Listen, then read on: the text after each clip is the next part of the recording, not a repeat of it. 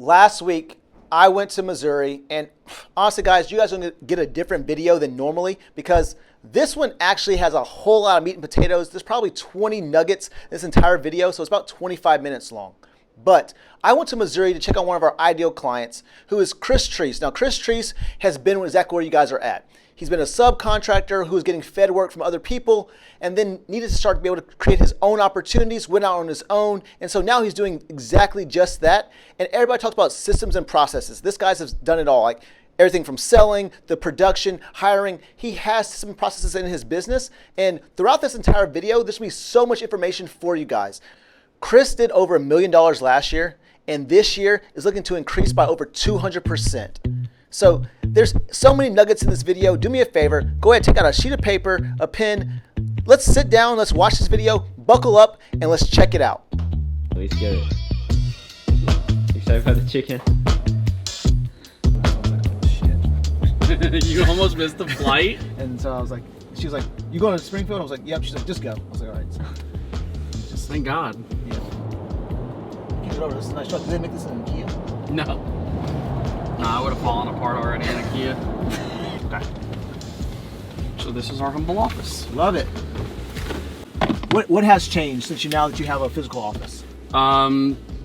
Number one, it just wasn't possible to work from home. We've got 3 kids. One of them's 20 months old right now. So even just being able to come here and have a quiet place to work is really good. And then on the other side of it, like Courtney can talk more about this, but for her, it's a sense of purpose to get up every day, to get dressed to go to the office, to feel like you're actually not just living in one place.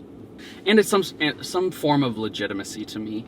I know in the digital world right now, a lot of people work from home and they do everything, but like clients really like to be able to come in and see their plans up on the big TV and move around and have me manipulate their project in 3D and be able to like see it. And like, yeah, they can see it on their screen, but it's different, if that makes sense. Does it legitimize you in the eyes of the customer or for you yourself? Both. How so for you? Not very many truck in a trucks have an office. I know it's probably a silly question, but you never saw yourself as a truck in a truck, did you? Looking back, yeah, but I didn't know I was. When I started this company, I started really installing windows for Lowe's, and that's basically what we were. We didn't have an office. We didn't even have a brand. I had, like, everything was just 1099 to my name. There wasn't even a business corporation. And then the guy that I worked with was 63, I think, had no money. His wife lost the battle to cancer, and so like all of his retirement and everything was spent on hospital bills there. And 5 years later, since I separated from him, I still see him driving the same truck with the same trailer, pulling windows, installing for Lowe's. And he'll probably do that until he physically can't do it anymore. And that was like what woke me up. And then I started looking at not even necessarily construction stuff, but just business development. How do you create a brand? How do you market? How do you I spent a lot of time listening to Gary Vee, stuff like that. Are you chauffeuring for him? Howdy. How you doing? Good. How was the flight? It's good. We got a camera going out. So Cool hug. How are you? Like, disappointing news now. I'll take it too. Benton cannot go to Ashley's Monday and Tuesday. Why? Because, I think it's Brian's grandma passed away last night.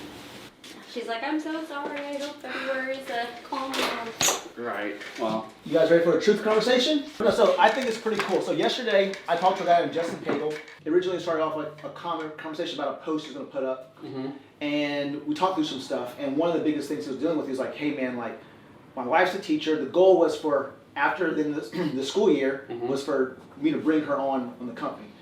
And, I got an 8-month-old daughter, and I don't want to let my wife down, right? So like, hey, like, I'm okay if we're like not as booked out as I want to be right now because I'll figure it out, right? But I can't have that same mentality when I have like my wife on board right now because she's helping, her. he's the only income. Yeah, he's the only income in that situation, and her income is dependent on the actual company. So We're going to agree that we're not going to get mad at each other as we talk about this.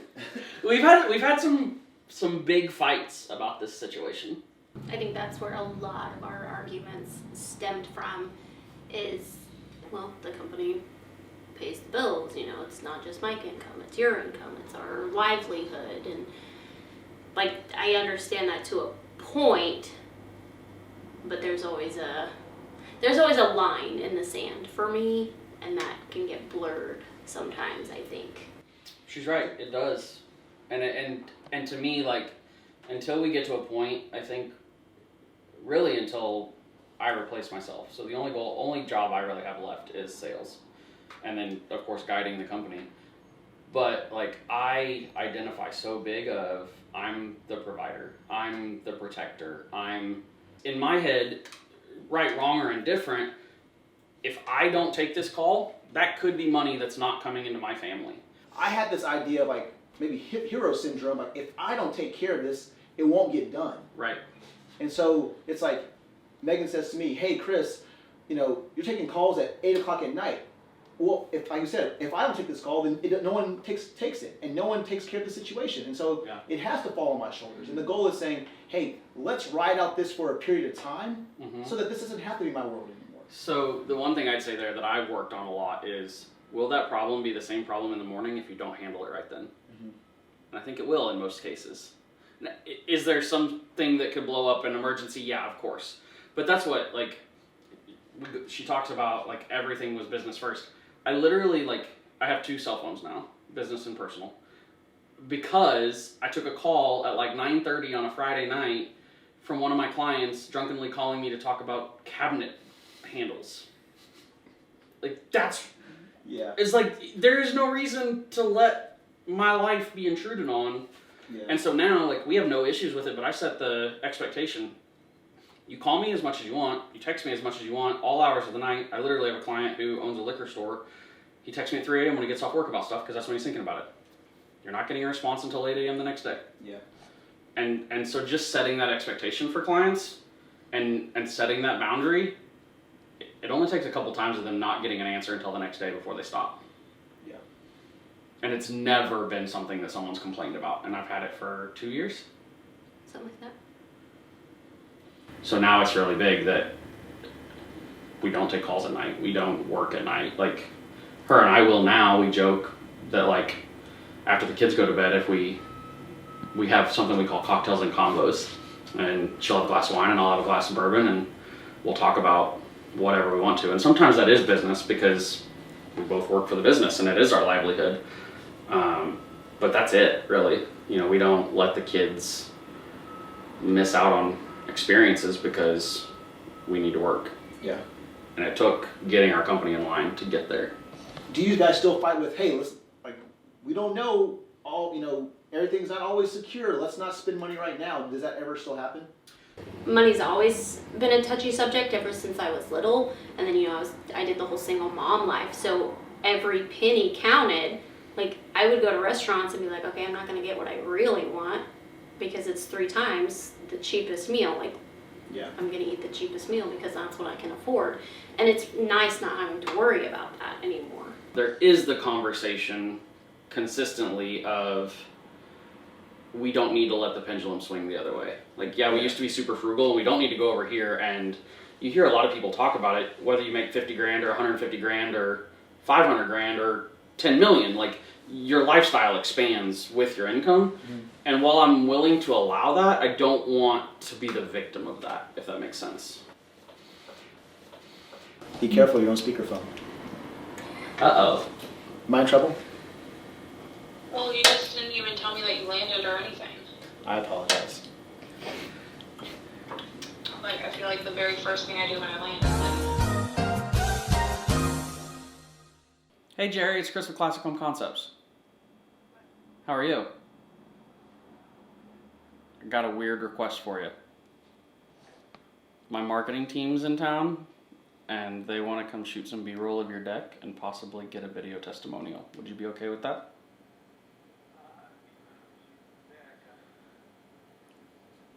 I understand that. No worries. You cool if we come over and shoot some stuff at the deck at least?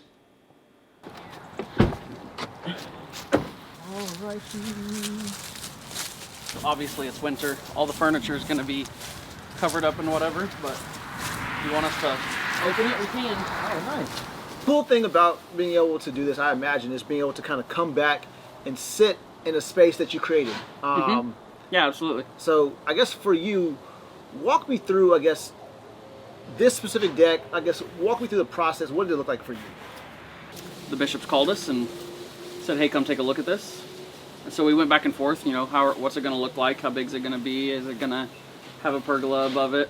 And this was an existing deck already when you guys came out here. Yeah, I mean, it was definitely time. It was at the end of its lifespan. It was ready to get upgraded. And then we showed up and we built it, and it went pretty smooth.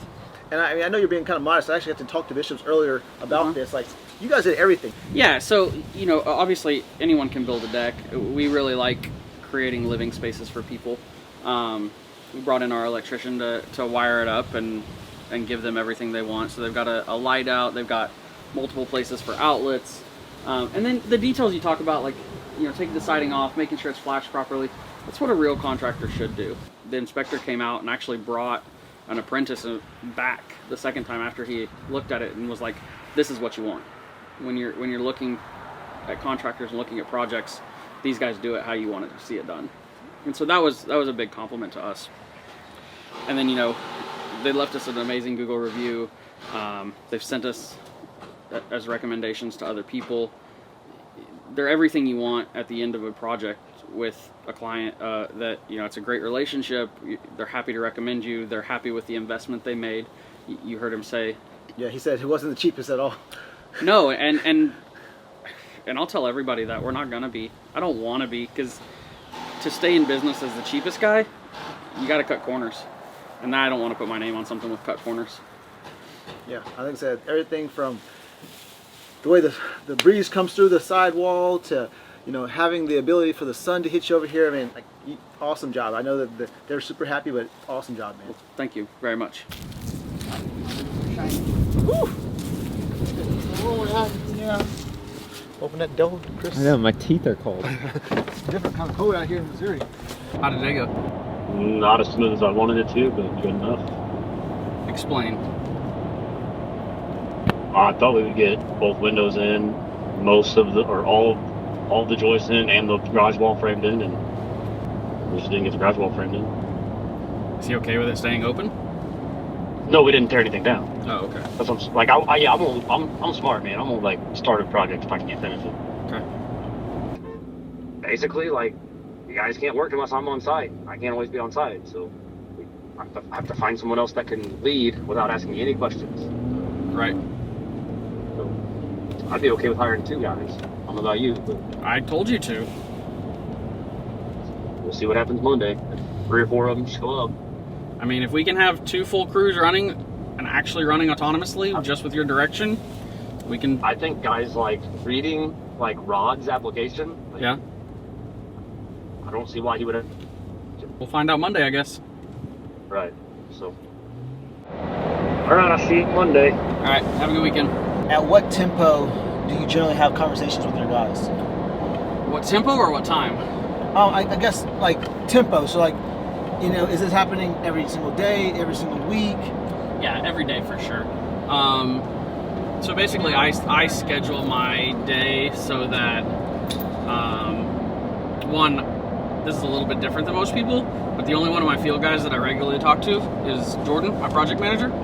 He handles everything in the field, to let me really focus on doing what I do best, which is sales and actually running the company, working on the business, not in it. So the way I structure my day is I get to the office about 8:30 every day, and I really just make myself available from 8:30 to 10:30 to help my marketing person, work with my project manager if he's in the office, work with my designer.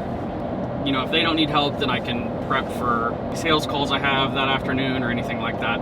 And then from 10:30 to 12:30, I really work on the business, which can look like a lot of things. It could be working in one of the groups that I'm in, you know, working on a system or a process or a plan, all that kind of stuff. And then I handle all my sales calls in the afternoon, somewhere between 3:30 and 5, depending on the day. I'll just call Jordan and touch base with him, see how the day went. Just generally keep my hand on the pulse of how things are going. That really allows me the freedom to, like I said, do what I need to do. All right, so with this idea of freedom, you've had to take off some hats, right? Mm-hmm. Yep. Can you kind of walk through, I guess, which hats you've taken off, maybe the struggles or maybe the triumphs you've had taken off, and maybe how long it took you to take those specific hats off? So the first one wasn't a hat, it was taking off the tool belt. That was absolutely the hardest. And it took me probably 18 months because I'd be off for a little bit and then something would happen where I'd be back on the bags for a while. Someone would quit, or, you know, we'd have a delay on a job, but I needed to get to another one, whatever it may be. And that one was really the hardest. And so, like, the only real resolution I've made for 2022 is I will not put on a tool bag out of necessity. Now, I might get bored in 6 months and say, hey, I want to go work with the guys for fun. I'm not going to say that. But I don't want to be a slave to that anymore. So that was definitely number one. And then I probably secretary / bookkeeper, which my sister does that. It kind of evolved into the customer experience officer. But I brought her on in April, and that took all of the administrative side off me. And that was probably the biggest release for me because I hate doing all the documentation that's necessary and doing all of that administrative stuff. It's tedious to me. I hate it. It's not fun. I don't want to do it. And so that was one of the things I learned in my coaching groups was like, if you don't want to do it, you don't have to do it. Do what you're good at and hire someone else to do the rest. I literally know people that they like being a craftsman. So they hire a salesperson and they hire a project manager and they hire this, and the owner's wearing bags doing the work every day. And then I didn't really take the hat off because I'd never really worn it like it should have been worn, but then I hired a full-time media person. As we stepped away from our subcontracting agreements, like, we're the only ones responsible for our own leads. So we have to generate them, which means I wanted someone full-time that their entire job was making sure that our phone was ringing, our website was getting filled out, and jobs were coming in. And then the last one is the one I just said about my wife, and Monday was her first day. And so I don't even have that hat fully off. I'm training her to get back into that. So now the only hats I wear are business owner and salesperson. And then my goal for the end of this year is to take off the sales hat and hire a salesperson that can handle all of the leads that we have, so that really my only jobs are the podcast and making sure the business runs properly. Can I ask you the question? You can ask me as many questions as you want. Okay, I appreciate it. Does the team know why pictures are being taken? You know, that may be a lack of information. No, I mean, no. I would honestly. I don't think it's not you. I don't think that they know though. I would phrase it that if they don't know, it's because they don't retain information. But maybe I didn't specifically tell them. I did at You our did. company meeting. Right. When Chris tells me stuff, you know, he's very detailed at explaining to me why it's important or whatever. And that's one of my things I'm working on is whenever I translate that message to you guys, it's not just, hey, take pictures. This is why we need to take the pictures. Gotcha. Love that. So that's something I'm working on, is making sure that I deliver that message with the message. Is it easier in your standpoint? Are they coming in already with a lot of knowledge, coming with limited knowledge, no knowledge at all? Our guys right now, so we have like Matt, for instance, who came to us 7 or 8 months ago, said I have zero knowledge, but I'll do anything you ask me to do. So someone who has that mentality, I have zero knowledge, but I want to learn, I want to be able to take things outside of this and maybe do something at my own home, those guys are really easy to teach because they're super eager. You get some guys who maybe has 3 or 4 years of experience, and then they kind of like, well, I know how to do that, I know how to do that. And they don't always listen to, well, that's not how we want to do that. Yeah. Yeah, there's 18 different ways to skin a cat, but if we all do it the same way, then it doesn't matter who you're paired with, you're all doing the same thing, versus having to have a 30-minute conversation of the 5 different ways you could possibly do it. But like, this should make Logan proud. But traction with my little handwritten Logan note. I love my wife and we have a great marriage, but always can make things better. Marriage book. This one's really cool. This is John DeJulius, Customer Service Revolution. It just talks about how people create the Disney experience. You guys talk about that a lot. So that's a really good one. I feel like everyone should read E-Myth. That's a really good one. This one's specifically for contractors, but you can do it for anyone. But just always be reading. If you're involved in any social media group that focuses on contractors, like there's always going to be 1,000 books to recommend. There's probably literally 40 books on my list to get to. What has been the most impactful book? Extreme Ownership by Jocko Willink. Why? Specifically for contractors, and not just me, but me included in that. Can we cuss on your channel? Yeah, Okay, buddy. cool. Fuck Yeah. Because every contractor is their own fucking victim for the most part, and like, oh well, it's the contractor, it's the client's fault for being too difficult, or they're too cheap to pay my prices, or I can't find help, I can't do this. Yeah, you can. Actually, on that topic, this is a really good one too. The obstacle is the way. This is all about stoicism, but it's the same concept of like, the way through your problem, or the way to fix your problem, is to go right through it. Like, stop being a victim. Stop telling yourself you can't. Stop having the victim mindset. People will pay whatever you ask them to if you find the right people. A good example of that, when you find value, the last website I had cost me $3,000. The one from you guys cost me $13,000. And I'm still paying and still investing in training and services and more because the value's there. So probably the biggest thing on that I would say is you're not your client. Like, you might be a cheap ass, but you don't have to find the clients that are. Yeah, so these are, we still have some jobs that we're subcontracting for Pella. So this is a list of all those jobs. We have all of this information in digital form in a CRM where people can access it, but I'm a visual person, and so it helps to walk in the door and see this every day. This is just a couple jobs we have with punch lists. Most of them is like we're waiting on a person or we're waiting on product because everything's on back order right now. And then all these are just all the jobs we have in the pipeline. So we have like 15 jobs sold, we're booked for a couple months. This one specifically I think is really important because this lets the guys see that we have a bunch of work, and it just keeps the guys invested and let them know that we are successful, we are piling on. And especially for me, I want them to see that because the field guys don't see me as much anymore, so they don't hear me talk about whatever we've just sold. Honestly, I don't even come into the office when they're getting here just because I want Jordan to have full leadership in the field. You should get a picture of this right here. No, yeah, because we don't answer the ones from St. Louis that are, we know the call, the numbers that are like. Oh yeah, I answer all the calls for everybody. Notice there's no message. I'm just giving you a hard time.